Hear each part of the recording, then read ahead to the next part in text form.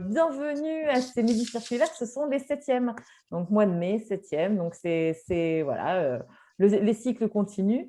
Cette fois, nous nous retrouvons autour d'un REX. Un REX, c'est un retour d'expérience. Et retour d'expérience mené par plusieurs acteurs. On va en rencontrer deux d'entre eux aujourd'hui. C'est un retour d'expérience qui est l'opération des Florentines sur le recyclage du béton. Et oui, l'équipe des midis circulaires voulait parler du recyclage du béton. Ce n'est pas tout à fait du réemploi. On parle beaucoup de réemploi. On est sur l'économie circulaire. Donc, je vous passe les détails organisationnels. Je pense que vous connaissez très bien maintenant les fonctionnements. Aux nouveaux arrivants, je vais juste demander ce qui se renomme prénom, nom et puis nom de la structure. Pour toutes les questions, merci de les poser dans le chat et vous aurez le loisir de les poser. On vous donnera la parole en fin de présentation. C'est à peu près dans une trentaine de minutes. Charles, je veux bien que tu fasses défiler la première slide parce qu'on vient d'y passer. Et puis, justement, aujourd'hui, on a Julien Decour, qu'on présentera un petit peu tout à l'heure. Julien, c'est la société GCC, société qui intervient dans le domaine de la construction. Et puis, on aura pas mal de questions, parce que pourquoi une entreprise comme celle-ci s'intéresse au béton recyclé et comment on fait pour s'y intéresser? Je pense qu'il va répondre à ces questions-là. Et puis, on a Charles qui va nous présenter tout à l'heure le déroulé. Et Charles Decatoire, c'est Lafarge. Et puis, moi, j'avais envie d'y poser une question, parce que quand vous allez voir, quand il va se présenter, en fait, il est responsable des bétons spéciaux. Alors, moi, ça m'interpelle, les bétons spéciaux.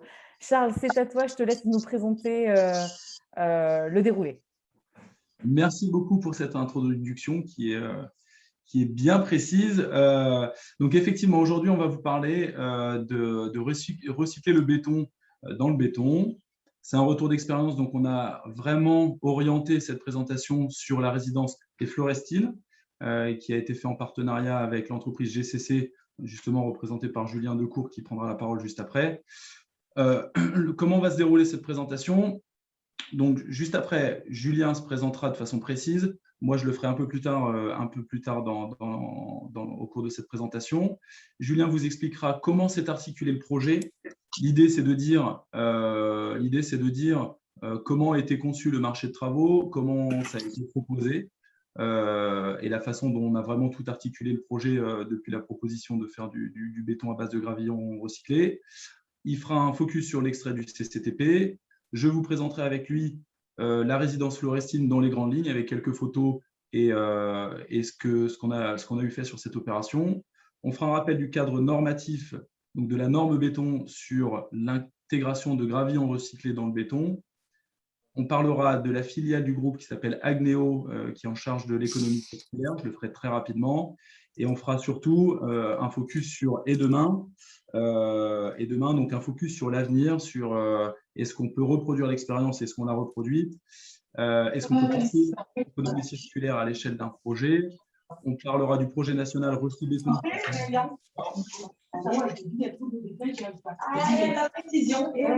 Merci de couper votre micro, parce que le temps que j'agisse, ça va mettre du temps.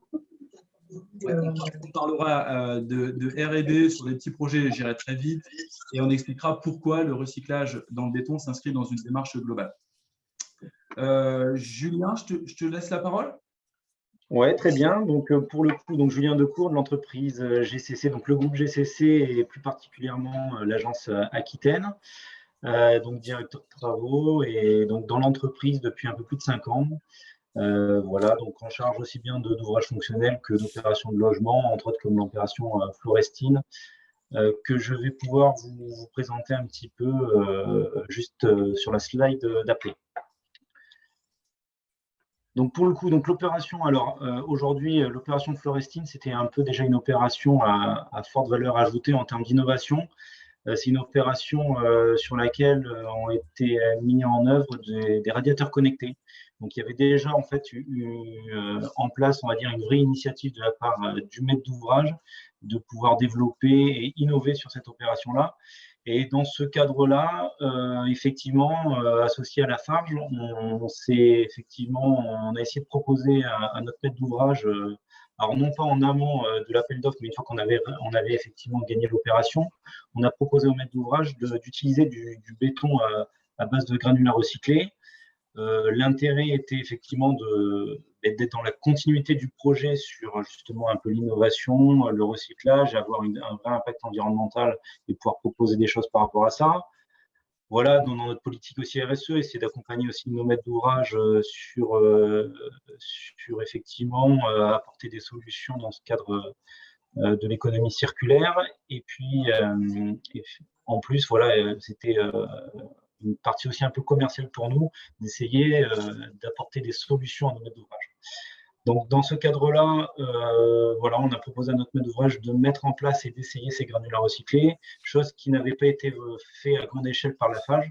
Donc, on est passé effectivement par un stade quand même d'essai et puis de REX. Hein. On a voilà, travaillé effectivement avec les labos de la FAGE pour essayer d'améliorer la formule par rapport à ça. Donc, le maître d'ouvrage a été content et a apprécié effectivement la démarche qu'on a proposée. Alors, il y avait effectivement une plus-value financière qu'il a pris en charge. Alors, dans un cadre commercial, effectivement, donc, ce qu'on a proposé au maître d'ouvrage, c'était de prendre une partie de ce surcoût qui était de 1,50 € par mètre cube. Et lui, effectivement, de prendre aussi une partie. Donc, on a divisé effectivement l'apport en deux pour montrer aussi notre bonne foi dans cette démarche et notre vraie volonté, notre conviction, on va dire, personnelle et professionnelle dans justement cette économie circulaire. À la suite de ça, le maître d'ouvrage a quand même capitalisé effectivement sur justement le béton de granulats recyclés et aujourd'hui le propose dans ses CCTP en variante et demande effectivement que puisse être chiffré effectivement en variante ce béton. Voilà, donc aujourd'hui, par rapport à ça, ce qui est intéressant, c'est que nous, on vient de remporter une autre opération avec Gironde Habitat, qui est l'opération Castéja, donc dans le centre de Bordeaux, très belle opération, dans lequel effectivement est en option ce béton recyclé. Donc il y a une vraie démarche de notre maître d'ouvrage de perdurer dans cette proposition effectivement de béton recyclé. Charles, si tu peux mettre la diapo juste après. Hop là, donc voilà, en fait, là, vous avez effectivement donc l'extrait des pièces marché qui, justement, en variante, propose de chiffrer effectivement en remplacement du béton, on va dire, dit classique, du béton avec des granulats recyclés. Alors, bien entendu, et ça, je pense que Charles vous en démontrera un petit peu l'usage après. Le but est effectivement pour l'instant d'utiliser ça sur des bétons, alors soit on va dire non structurels, soit à faible sollicitation. Donc nous, c'était le cas effectivement sur Florestine, où effectivement un certain nombre de voiles, on va dire peu sollicités, ont été coulés en béton recyclé et toutes les dalles de compression sur nos planchers ont été effectivement coulées en béton recyclé. Donc c'est pas une opération 100% de béton recyclé, mais ça s'y apparente avec quasiment 80-90% de béton recyclé sur cette opération. Voilà, donc aujourd'hui, moi, je conseille vivement effectivement l'utilisation de ce process-là, sachant qu'aujourd'hui, chez Lafarge, ils le proposent donc sur une centrale à béton. Donc voilà, nous aujourd'hui, on l'a remis un petit peu en œuvre sur une opération sur un collège, donc à plus faible effectivement échelle. Mais voilà, nous on a une vraie volonté, une vraie démarche vis-à-vis de l'utilisation de ce type de béton. Voilà pour ma part. Super. J'aurais pas dit mieux. J'aurais pas dit mieux. Non, c'est vraiment voilà la finalité avant de passer sur les photos de la résidence Florestine et de développer un peu le cadre normatif. C'est vraiment une opération sur laquelle on a fait du béton à base de granulats recyclés. C'est une proposition qui a été menée par le fournisseur de béton, en l'occurrence Lafarge Holcim, et l'entreprise GCC à la maîtrise d'ouvrage qui l'a accepté volontiers. Moyennant le surcoût, mais voilà, la démarche a été initiée par l'entreprise de Gros Œuvres et nous, et désormais c'est chose commune chez Gironde Habitat puisque ça fait partie des variantes de l'ensemble de leur marché. Et on a effectivement précisé sur cette variante que les bétons à base de gravillon recyclés étaient sur des ouvrages non structurels ou faiblement sollicités. On n'a pas de limite de classe de résistance, donc ça peut vraiment être adapté à l'ensemble des bétons, mais on va voir un petit peu après quand on parlera des aspects normatifs. Donc, moi, je suis Charles Descatoires. Je me suis présenté rapidement tout à l'heure. Donc, je représente Lafarge Holcim Béton aujourd'hui. Je suis responsable du développement des bétons spéciaux. Donc, je dirais de façon assez simple, un expert technique des bétons à valeur ajoutée, dans le sens où on parle de béton à base de granulats recyclés, mais ça peut également être des bétons thermiques, béton isolant structurel. Ça peut également être des bétons, enfin tout un tas de bétons. On n'aura pas le temps aujourd'hui, je pense, de tous les citer, mais voilà, des bétons architecturaux et autres. Sur la résidence Florestine, donc, la maîtrise d'ouvrage, c'est Gironde Habitat, comme on a pu le dire depuis le début. L'architecte de ce projet, ça a été Moon Safari. C'était un programme de logement. On a réalisé 49 logements sociaux et c'est situé à côté de la place Ravzi à Bordeaux, pour ceux qui connaissent, dans la rue Émile Counor. C'est une grande rue qui descend depuis la place Ravzi. Concernant la conception de ce bâtiment, il y avait un niveau de parking souterrain, donc au niveau des infrastructures, et la superstructure était composée de 6 niveaux. Donc voilà, une opération, je dirais, plutôt standard de logement. Ouais. Petite subtilité par rapport à cette opération quand même, je te coupe Charles, c'est que les 2 premiers niveaux, donc rez-de-chaussée R+1, en fait c'est un pôle de solidarité pour le département de la Gironde. Donc le département a été également associé en fait dans cette démarche-là, alors de manière indirecte parce qu'effectivement c'était une opération Gironde Habitat, mais effectivement il y avait une opération derrière de transmission effectivement de ces 2 premiers étages au département pour faire un pôle de solidarité.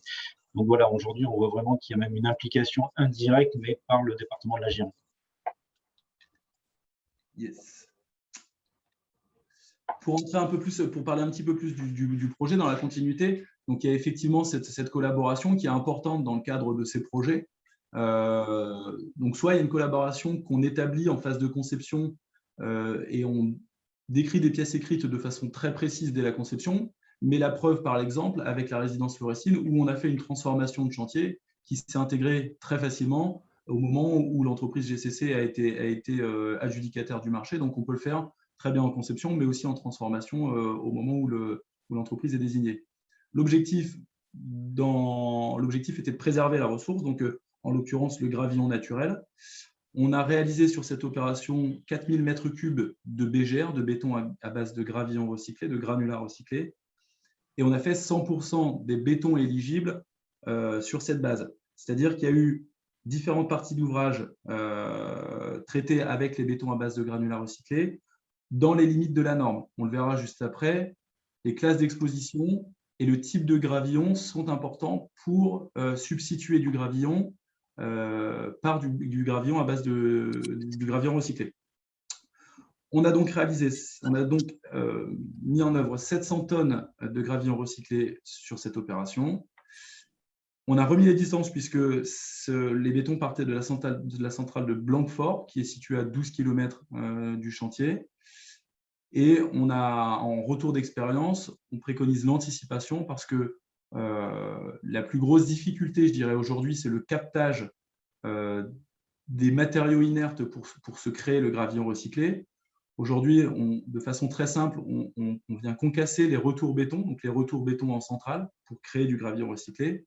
Et dans l'absolu, on pourrait tout à fait récupérer des matériaux de déconstruction, si tant est qu'ils soient bien triés, pour en faire du gravillon recyclé qu'on viendrait intégrer dans nos bétons. Sur l'aspect normatif, ce qu'il faut avoir en tête, c'est qu'il existe 3 types de gravillons recyclés. C'est la partie supérieure du tableau. Je dirais le type 1 est le plus pur, puisqu'il est composé de 95% de béton et 5% de matériaux moins purs. Ça peut être de la brique, parfois de l'enrobé, mais on a quand même 95% de béton.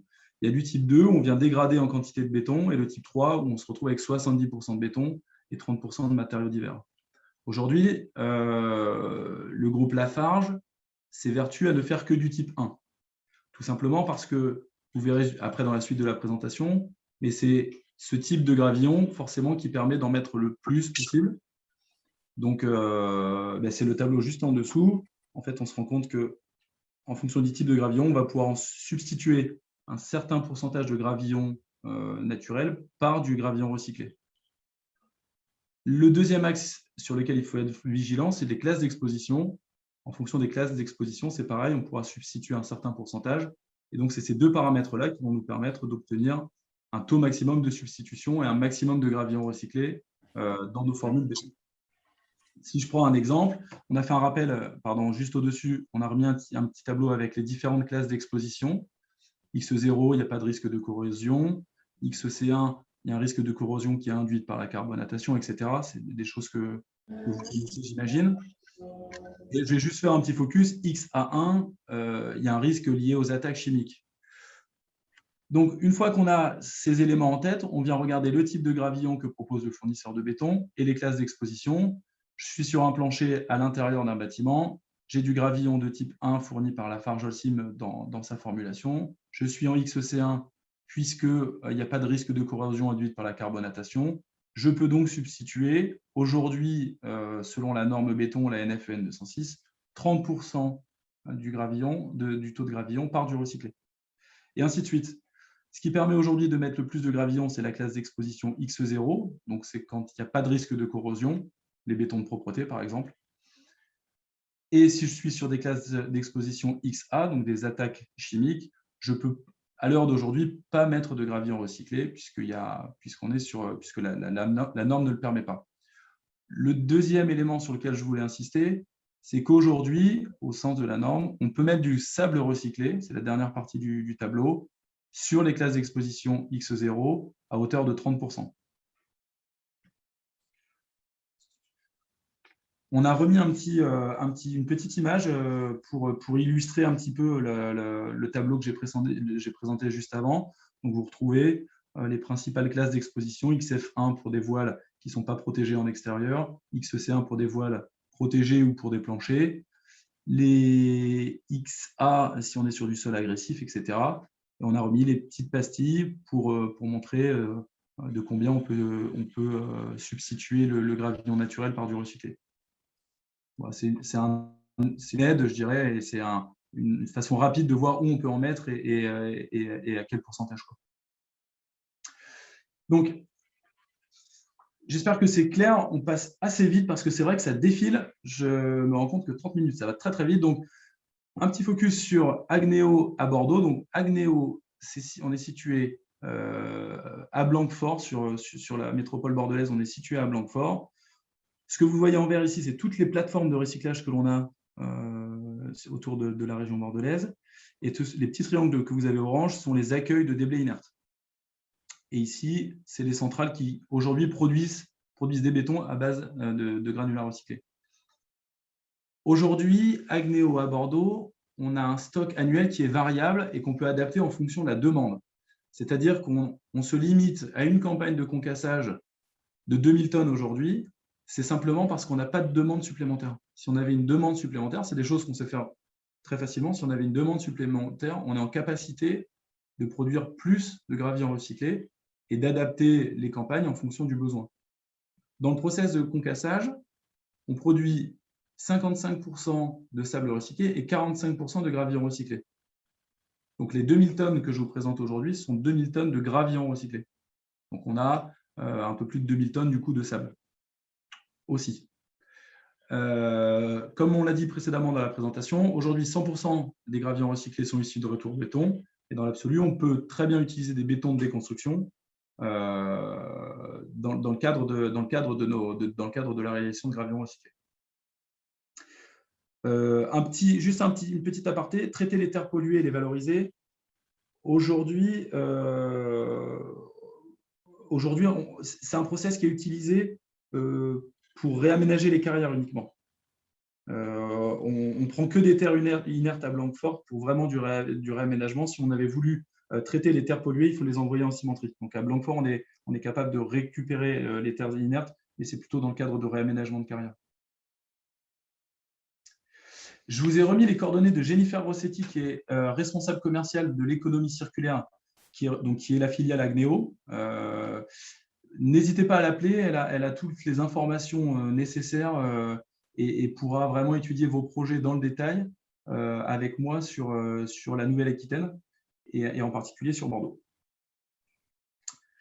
Ici, on vous a remis une petite image d'un concasseur cribleur.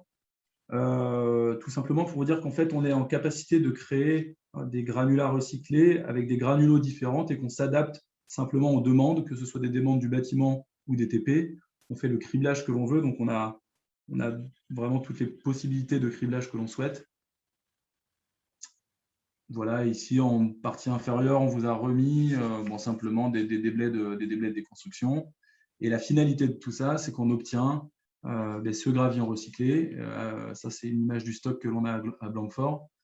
Donc, ce granulat recyclé qui a clairement la tête d'un granulat classique. Voilà, c'est juste la petite image. Dans la continuité, et demain, comment ça va se passer? Est-ce que le gravillon recyclé dans le béton va se généraliser? Donc, ce que je peux vous dire, c'est qu'aujourd'hui, en plus de la nouvelle opération qu'on a avec GCC et Gironde Habitat, il y a le parc Ozone qui a été fait à Bruges, dans lequel on a mis 100% de gravillon recyclé. On sort du cadre normatif, mais on est dans des cheminements en plein milieu d'un parc. C'est une référence en la matière. On était plutôt dans le domaine de la recherche-développement, mais ça fonctionne très bien et on a de bons retours sur cette opération. Et à Stade, on livre une opération Vision qui est au niveau du site Belvédère à Bordeaux.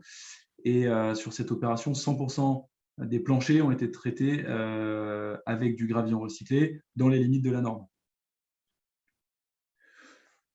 On peut imaginer, penser l'économie circulaire à l'échelle d'un projet. Ça, c'est clairement faisable, c'est-à-dire que ça peut s'intégrer directement, on peut intégrer directement les phases de déconstruction et d'apport de matériaux inertes à l'échelle d'un projet. Il y a quelques prérogatives, c'est ce qu'on a voulu lister ici. L'idée principale, c'est de mettre toutes les personnes du projet autour de la table le plus vite possible, et ça se passera très bien. Il faut pouvoir mettre le concepteur, le démolisseur, l'entreprise de gros œuvres et le fournisseur de BPE.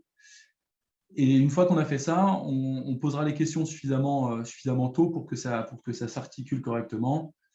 On pourra définir qui fait le tri. En général, sur la question du tri, c'est les démolisseurs, puisque ça fait partie vraiment de leur métier. Donc, c'est eux qui sont le plus en capacité de trier correctement dans l'optique d'avoir du gravillon recyclé de type 1. Ça nous ramène à la slide que je vous ai présentée au début. Forcément, plus les matériaux de déconstruction seront purs et plus ce sera simple d'obtenir du gravillon de type 1. La plus grosse difficulté, je dirais, c'est la place et la temporalité, c'est-à-dire où se fait le stock de déblais triés et est-ce que la déconstruction s'insère correctement, est-ce que la déconstruction et la construction sont liées et se font dans la foulée, auquel cas il n'y aura pas de problème. Si ce n'est pas le cas, il y a un risque de pollution du stock et on vient créer des contraintes supplémentaires. Donc, l'idée, c'est vraiment de faire la déconstruction, de gérer le criblage, le concassage, le criblage, et dans la foulée, de se réserver un stock, soit sur le chantier, soit sur une de nos centrales, en l'occurrence Blanquefort, pour ensuite créer les bétons et les renvoyer pour la nouvelle construction, quoi. On peut imaginer mettre un concasseur cribleur directement sur le chantier. L'idée, c'est qu'on peut, par ce biais-là, créer deux types de gravillons recyclés. Des gravillons recyclés, une grosse coupure qui pourrait aller en sous-couche de voirie, et également créer le gravillon recyclé qu'on viendrait incorporer dans les bétons de reconstruction. Donc, ça nécessite forcément d'avoir un chantier avec une grande parcelle, et ça nécessite de pouvoir isoler les tas en fonction de leur taille, soit chez le démolisseur, soit chez le fournisseur de béton, soit sur le chantier directement. Je voulais vous parler de Recibéton. Il me reste 5 minutes pour vous parler de Recibéton, un peu de recherche et développement et de faire un parallèle sur la réduction de CO2 parce que ça vient s'intégrer dans cette démarche. Le fait de faire du recyclage s'intègre aussi dans la démarche de réduire les émissions de CO2 du béton. Recibéton, c'est l'évolution de la norme. C'est de se dire, en France, on est en retard en matière de recyclage et c'est le cas. Les autres pays d'Europe font beaucoup de recyclage, mais ils font beaucoup de recyclage parce qu'ils n'ont pas eu le choix. Nous, on a la chance d'avoir beaucoup de carrières, on a la chance d'avoir des carrières qui sont accessibles et on a aujourd'hui suffisamment de ressources. Alors, c'est bien et c'est pas bien parce que ça ne nous pousse pas à faire du recyclage et c'est ce qui a poussé les autres pays d'Europe à le faire. Donc, aujourd'hui, nous, on est en avance et plus on prend le pas rapidement et plus on va être en mesure de préserver la ressource. Donc, l'idée, c'est de le faire le plus vite possible.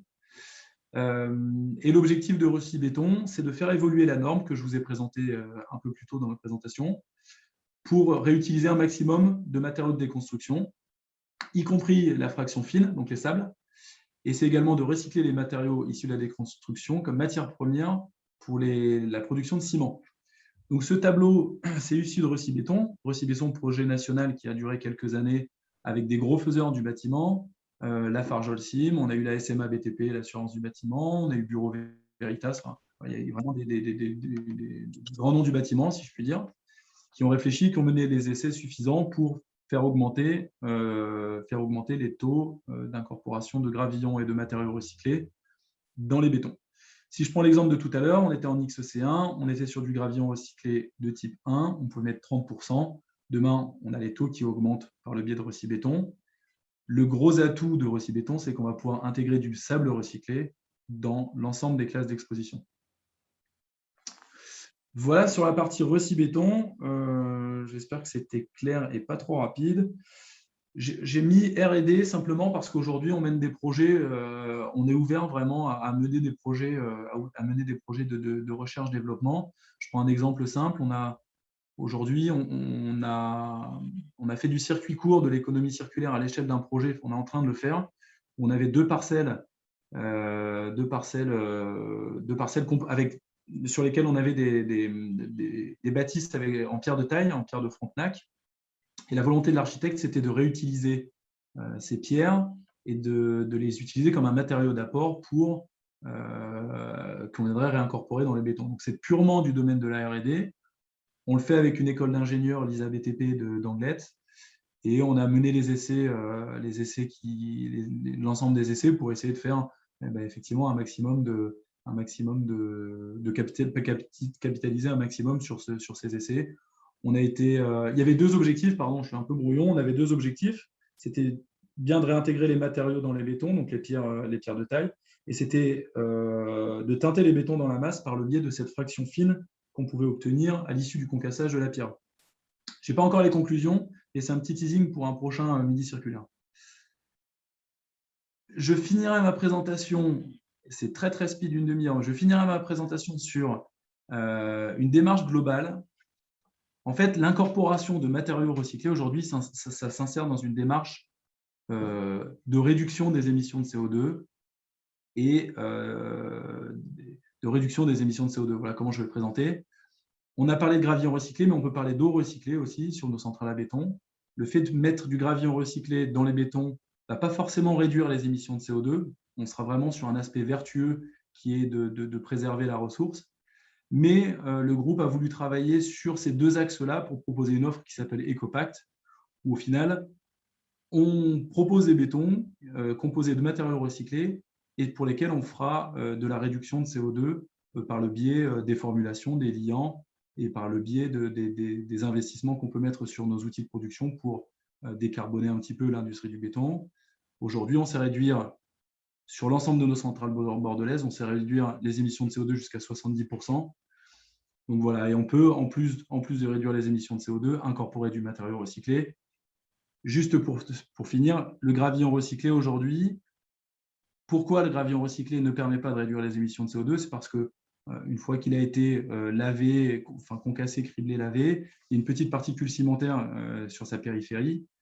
Et pour obtenir la même adhérence, on vient légèrement surdoser en ciment. Ce qui fait que le gain de CO2 qu'on pourrait avoir sur l'économie de ressources, le gain de CO2 qu'on peut avoir sur le gravillon, s'équilibre avec ce petit ajout de ciment. Donc, mettre du gravillon recyclé, c'est un aspect vertueux. Ça ne permet pas de réduire les émissions de CO2, mais on a une offre qui permet aujourd'hui, par le biais des formulations, réduire de plus de 70% les émissions de CO2 de nos bétons. Voilà ce que j'avais à dire. J'ai très soif parce que ça va très vite. Merci Charles, c'était parfait et tu as respecté le timing à la perfection, vraiment. Merci beaucoup. Et effectivement, ça va très vite. De toute façon, tu vas avoir plein de questions et tu vas pouvoir, répondre et aller un peu plus en profondeur. J'ai envie de donner la parole parce que tu viens d'en parler à Jérémy. Jérémy, si vous pouvez allumer votre micro, votre caméra. Jérémy Almanza, j'espère que je n'ai pas écorché le nom. parce que les préoccupations de Jérémy, et c'est super d'enlever la présentation, concernaient notamment l'impact carbone et ces questions de FDES. Jérémy, c'est à vous. Bonjour. Si on a une caméra, c'est encore mieux. J'ai très peu de réseau là, mais... Ah ben, laissez comme ça, alors, c'est parfait. Du coup, bonjour à tous. Du coup, Jérémy Almanza de l'agence Paillet, Bureau d'études environnementales. On réalise très souvent, enfin, on nous demande d'atteindre des niveaux en référence avec le label E+C-. Et c'est pour ça en fait, que je venais vous poser cette question-là, si vous avez travaillé déjà sur des FDES.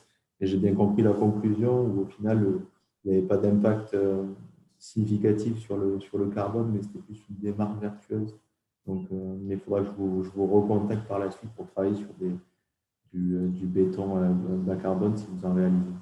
Oui, alors justement, tout à fait, le parallèle est intéressant. Donc, je préfère être franc avec vous. Hein. Effectivement, le fait de faire du gravillon recyclé, ce n'est pas le levier principal. Le levier principal pour réduire les émissions de CO2. On a d'autres leviers, on sait bien le faire. Et dans le cadre des FDES, si vous ne les trouvez pas sur la base INES, c'est qu'effectivement, on veut rester très pertinent dans ce que l'on envoie. Et une FDES, c'est avant tout une centrale à béton, c'est des distances, c'est des approvisionnements de matériaux qui sont différents selon les centrales. Donc, on préfère être informé rapidement de vos projets et travailler avec vous main dans la main pour fournir des FDES qui soient très précises.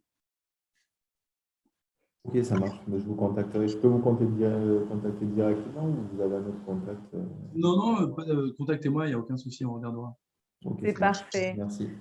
On est là pour ça, les midis circulaires et ODIs, donc c'est parfait. Contactez-vous, n'hésitez pas. Question d'Antonia. Antonia, même principe, si vous pouvez allumer votre micro, caméra, si c'est possible.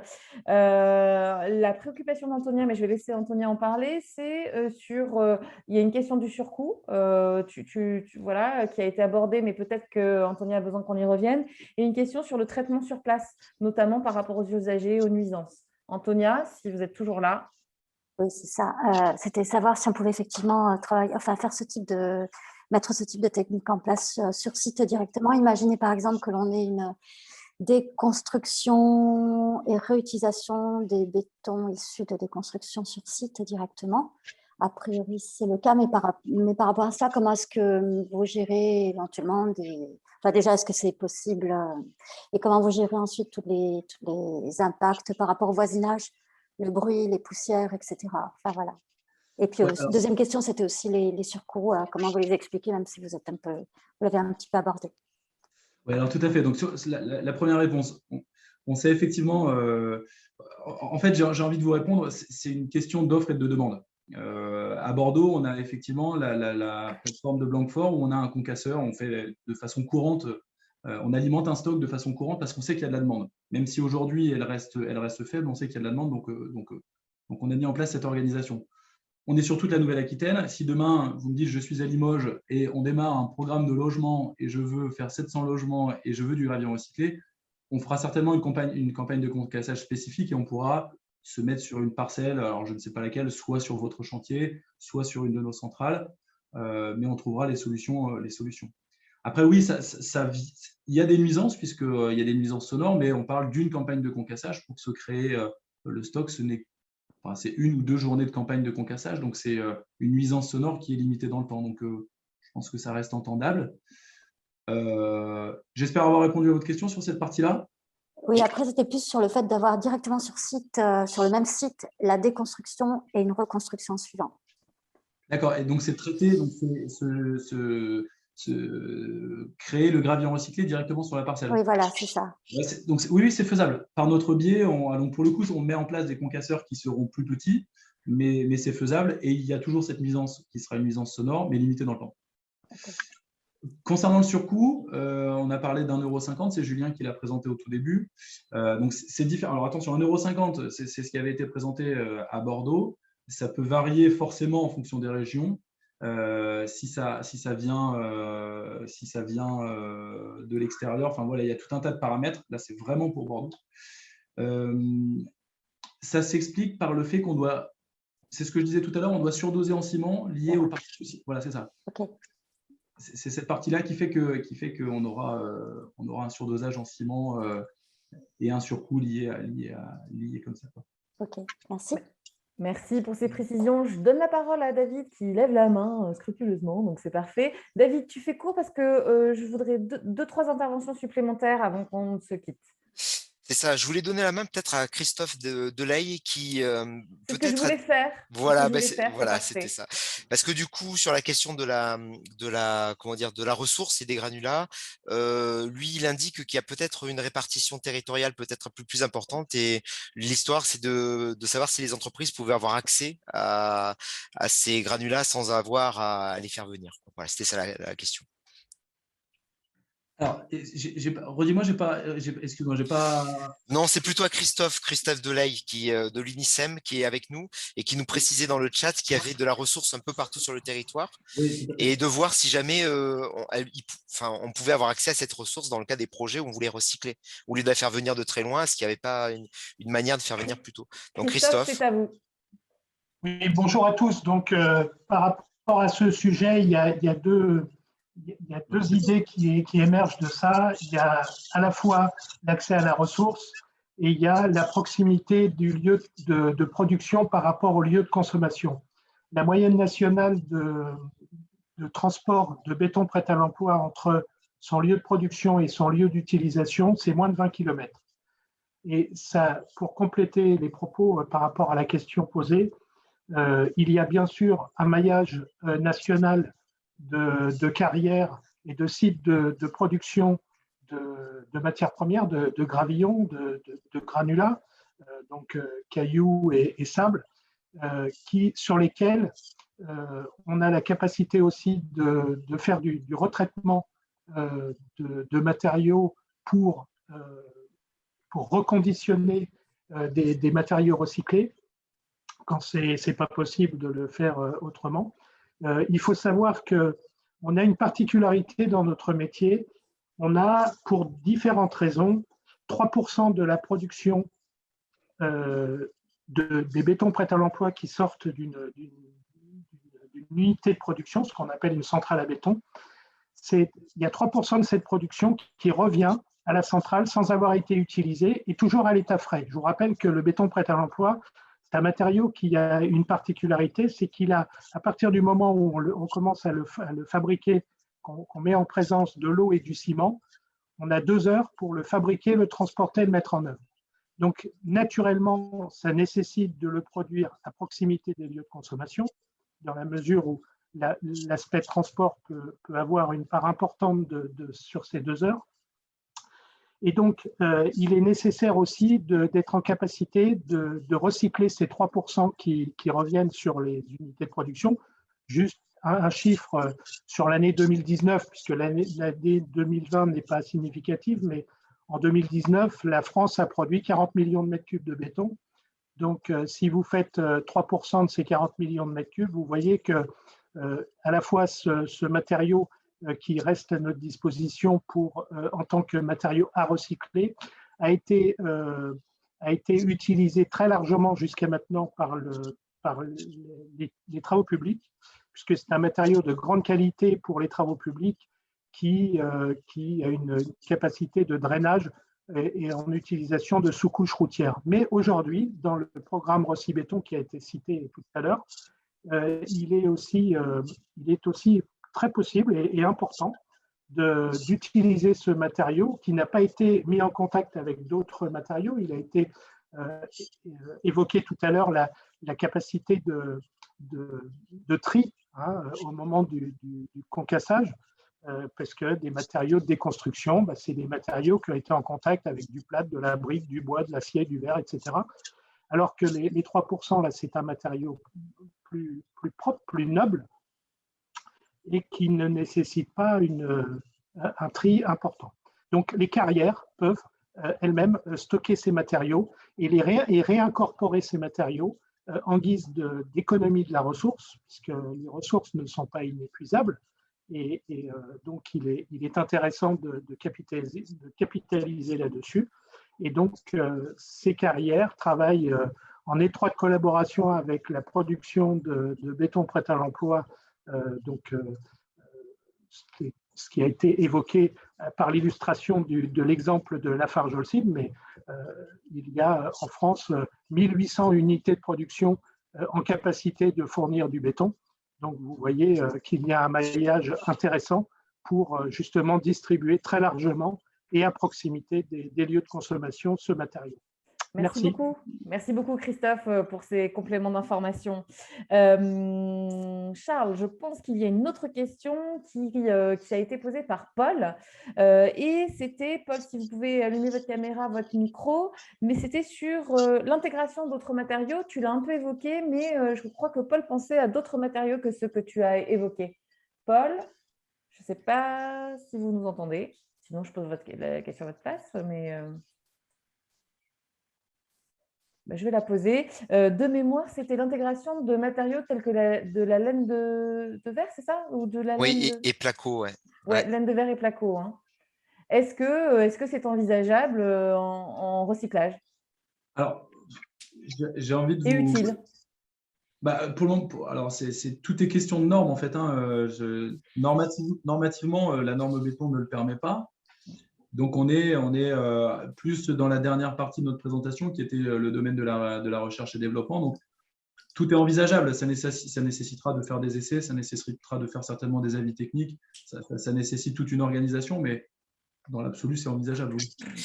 Après, moi, j'ai compris la réaction de Paul, mais ce serait bien s'il pouvait réagir sur ça.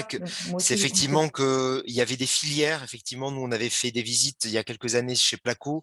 Et il y a effectivement des filières de recyclage de plâtre, hein, enfin de plaques de plâtre, et également des filières de recyclage de laine de verre. Et là-dedans, le maître mot, c'est vraiment le tri. Et c'est vrai que le bon tri du Placo, c'est vrai que c'est un sujet, même pour le reste des matériaux, enfin pour ne pas polluer le reste des matériaux. C'est un vrai sujet. Comme l'indiquait Bruno dans le chat, il y a des programmes pour ça. Donc voilà. Tout à fait. Voilà. Avant, moi, j'aimerais bien que Hervé Boucherie s'exprime de ces mecs. Donc, pour que tu te prépares, Hervé, voilà, je vais te laisser la parole. Moi, je voulais avoir un retour de Julien ou Charles ou les deux. Qu'est-ce qui motive aujourd'hui un maître d'ouvrage à dire « Ok, ouais, il y a un petit surcoût qui est léger, on sait pourquoi, on a compris grâce à Charles, mais ok, je me lance dans le béton recyclé ». Quel est l'intérêt d'un maître d'ouvrage? Pour le coup, l'intérêt d'un maître d'ouvrage, c'est de participer activement, on va dire, à développer l'économie circulaire. Je veux dire, c'est quand même aussi le rôle des donneurs d'ordre, surtout peut-être publics, effectivement, de montrer la voie par rapport à ça. Donc, effectivement, il y a un léger surcoût qui, sur le volume d'une opération, est dérisoire. Donc, aujourd'hui, Lafarge le propose. Enfin, il faut pouvoir, effectivement, il faut que les maîtres d'ouvrage se lancent là-dedans. Il y a peu d'impact pour nous, entreprises, au niveau de la réalisation. Donc, ça serait quand même dommage de ne pas en profiter. Et pour compléter, oui, il y a peu d'impact pour l'entreprise, mais qu'est-ce qui fait aujourd'hui que ton entreprise, hein, GCC, se dise « Allez, ok, on y va », c'est pour contribuer à…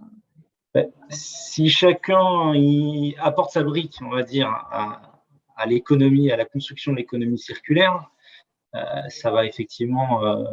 c'est important que tout le monde effectivement participe activement à ça. Et aujourd'hui, on peut tous avoir des convictions personnelles, ce qui est mon cas, et c'est pour ça que j'ai poussé là-dessus. Mais aujourd'hui, les entreprises aussi, dans le cadre de leur développement et de leur politique RSE, doivent effectivement être proactifs là-dedans.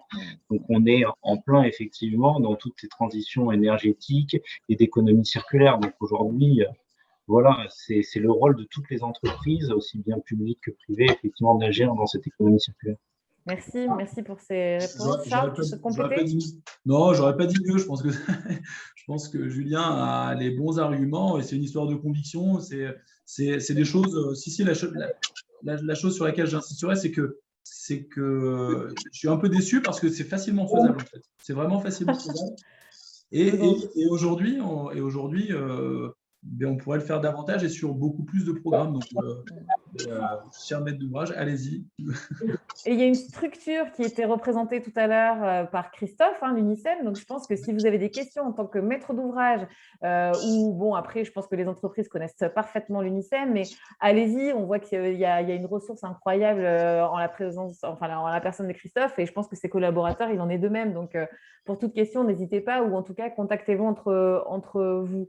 Une petite question, et après Hervé, si tu es là, allume ton micro. Ouais, Petite question d'Aurélien.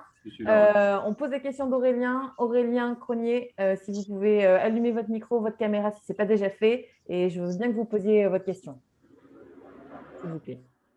Activé. Vous m'entendez? Oui, parfait. Oui, bonjour tout le monde.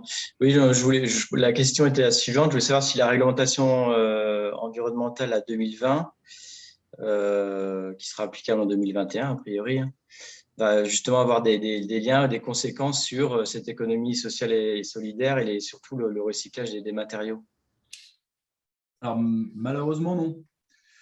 Non, la RE 2020, sauf erreur de ma part, mais la RE 2020, qui sera applicable plutôt janvier 2022, sera axe vraiment toute la réflexion sur la réduction, sur la décarbonation de la construction et des matériaux, mais pas forcément sur l'incorporation de matériaux recyclés. D'accord. C'est vraiment les deux axes que je présentais à la fin sur notre offre EcoPact. C'est vraiment deux axes de réflexion qui sont différents, mais qu'on a voulu mener, nous, Lafarge Holcim, en parallèle parce qu'on considère que les deux sujets se rejoignent, quoi. Merci. Merci pour ces réponses. Hervé, c'est à toi.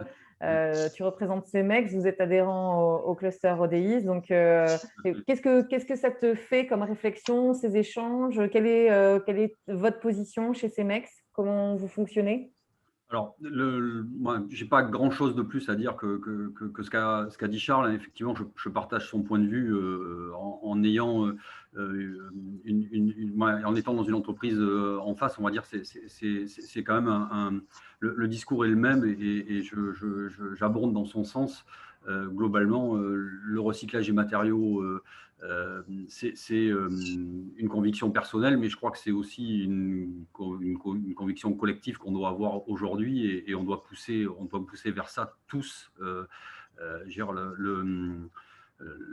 L'importance, elle est collective, je crois, et effectivement, utiliser des granulats recyclés permet de diminuer l'empreinte sur la ressource primaire. Et globalement, on entend beaucoup parler de reconstruire la ville sur la ville. Le sujet, en fait, il est là.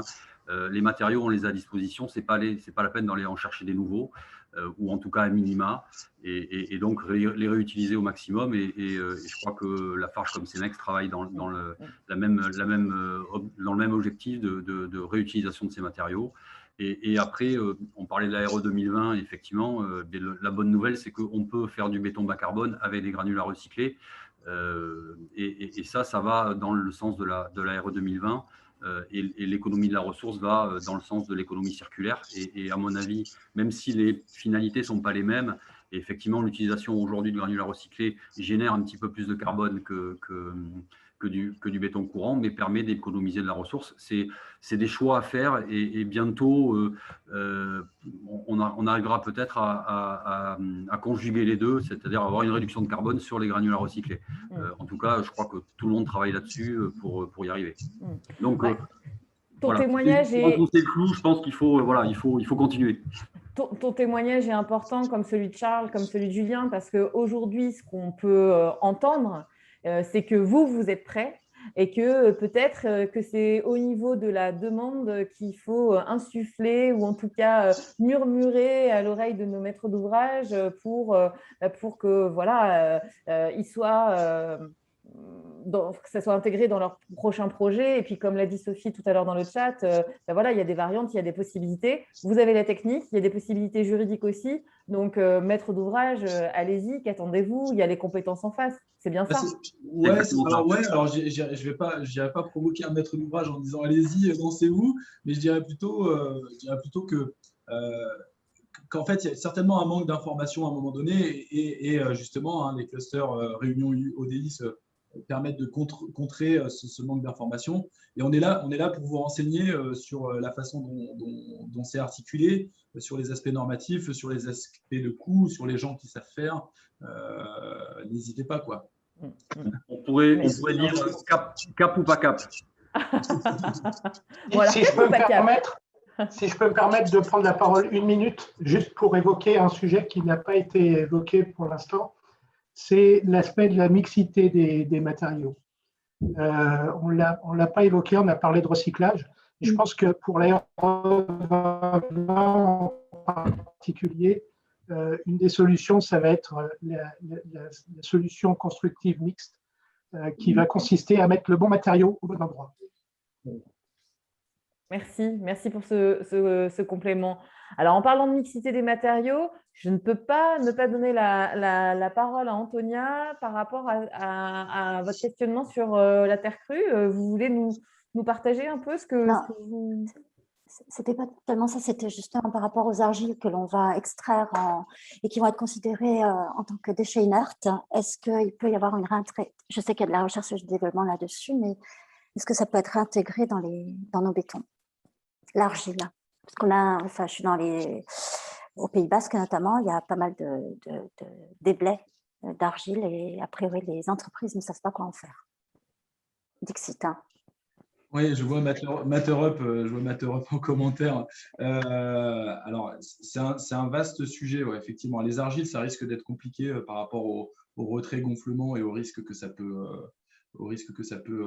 engendrer sur les bétons. Par contre, intégrer de la terre dans nos formulations béton, donc faire de la terre coulée, il y a effectivement des sujets, qui sont en cours de réflexion. On a déjà mené au sein du groupe des réflexions là-dessus. On est en capacité de vous donner des réponses. Aujourd'hui, faire des bétons structurels à base de terre, donc de la terre coulée, ça reste compliqué. Tout simplement parce que là, il y a une réaction entre les aciers et les constituants de la terre. Et là où c'est compliqué, c'est que la terre doit être traitée, elle doit être séchée à la chaux, elle doit être conservée dans des endroits secs. Et on a des retours, mais on avance dans le sujet, mais je n'ai pas de réponse très concrète à vous donner. C'est plus des retours d'expérience sur des essais qu'on est en train de mener. On peut l'envisager et ça peut être réfléchi effectivement. Pour les argiles plus complexes. Pour les argiles, ouais, beaucoup plus complexes. Ok, merci. Merci. Bon, écoutez, il est 12h53. On a dépassé de 8 minutes, pour être précise, c'est midi circulaire. Moi, ce que je peux vous dire, c'est un grand merci à nos intervenants. Merci encore une fois à la communauté des midis circulaires parce que vous répondez présent, vous êtes engagés, il y a toujours des questions. Voilà, c'est extrêmement pertinent. Peut-être que vous partez avec plus de questions que vous n'êtes venus, mais je pense que franchement, Julien, Charles, aidés de Hervé, Christophe ont vraiment répondu à pas mal de questions. Et puis, si vous en avez, vous allez avoir les coordonnées de ces personnes-là. Donc, n'hésitez pas à les contacter. Mais vraiment, merci à tous. David, je te laisse la parole. Prochain midi circulaire. Et puis, peut-être as-tu autre chose à ajouter? Oui, je vais juste redonner la date. C'était pas le 19, c'était le 17 juin. Donc, vous avez le lien en fait sur le chat à côté. Mais de toute façon, vous aurez une communication. On est très content en fait de faire ces midis circulaires avec vous. Ça vous apporte énormément de choses. Ça nous apporte énormément de choses. On nous en parle souvent. Et donc, on va continuer à le faire. Voilà. Merci encore de nous être fidèles. Merci donc, à très bientôt. Julien. Merci à tous. Bravo.